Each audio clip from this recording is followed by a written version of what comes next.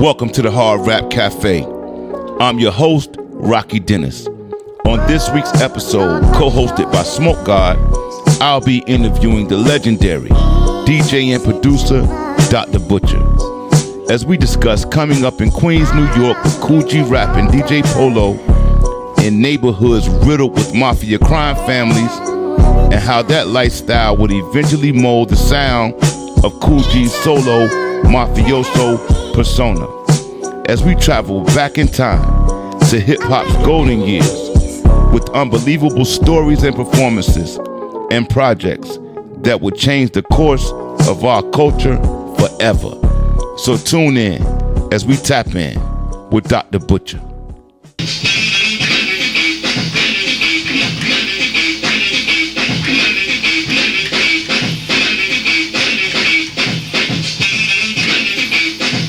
Here we go, my man, Dr. Butcher. Welcome to Hard Rap Cafe, man. How you doing, brother?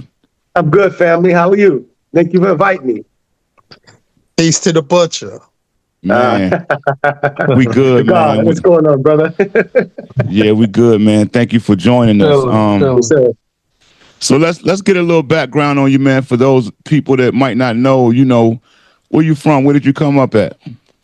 I grew up in Corona, Queens, but I lived in Brooklyn. Then we migrated out to Queens. My mother had her mom, the family out there.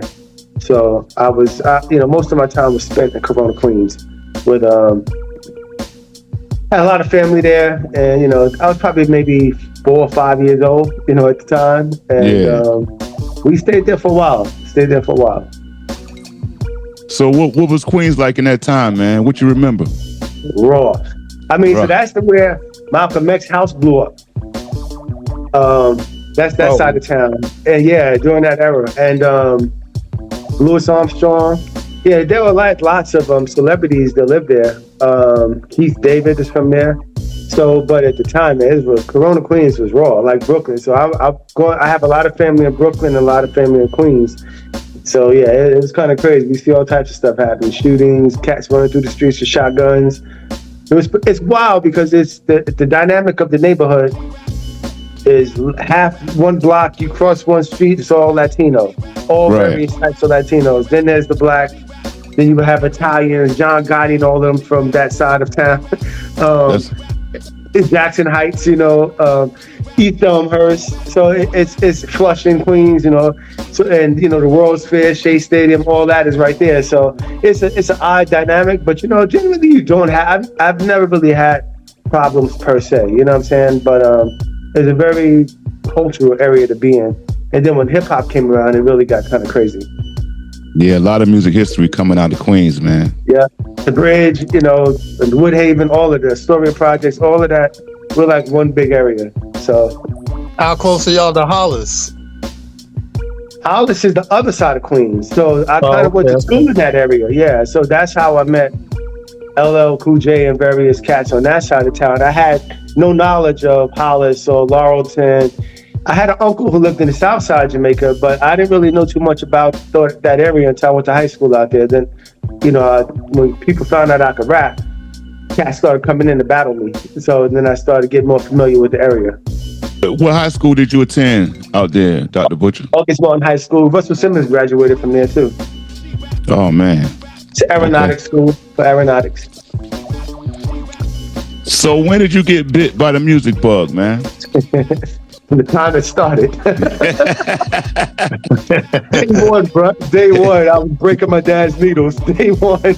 So it was interesting for me because my mom worked at a vinyl factory, where they pressed up the records and stuff at the time.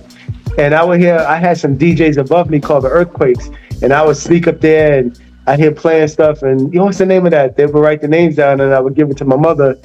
And the factory had it. She would bring me all these records home. So then I'd get on my dad's little turntable and play the records. But, from time to time, I tried to do some scratching and break his needles. But yeah, I loved it from day one, bro, because I was just surrounded by it everywhere I went. You had DJs everywhere. You couldn't get away from it. That's dope, man. And what were the artists that, was popping at this time? Or was it, anyone in particular? So, oddly, if you know the record Raptivity with a cat Ronnie G, a lot of cats sampled it. You know, Surgeon General, Chilltown, New York, has determined that the sounds you're about to hear will be devastating to your ear. Right. I went to school with his little brother. Ronnie G was down.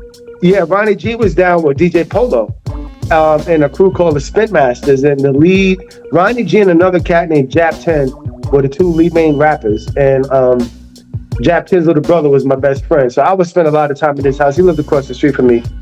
And they would get busy in the backyard, you know, doing anything outside and stuff. And when they would finish, bring all the music inside and put it in his living room. He and I would go downstairs and hook everything back up and start playing around with stuff. But they never got mad at us. Polo, you know, he was so cool with me. I was like his little brother. He never got mad at us. And we would stay up all night trying to learn what to do and stuff. Yeah, it was kind of crazy. That's dope, man. Mm-hmm. So you eventually, I mean, we know you got into production, but you said you started off MCing? Yes. Because I always had you know, when hip hop started, the DJ was the main guy. So I always had a taste to become a DJ. Like I would study DJs like nothing. And the cast that I was around was pretty good. Like I tell you, the guys upstairs from me, Earthquake, there was it was a bunch of brothers, but one of them was Greg. He was super nice. Like he was way ahead of his time. Just, you know, very perfect with everything he did. And I would just study him and Disco Twins, the legendary cats from my neighborhood. If and when I got a chance to see them. The parks were so crazy. My mom didn't let me go out there too often. But when I got to see them cats, you know, they were putting on the show, getting on each other's shoulders and things like that. So it was pretty crazy. And then we had a few, you know, Rockwell, Proof, Flash, Master Finesse. We had the Super Lovers with DJ Quicksilver. Also, that's the camp that Kid and Play came from.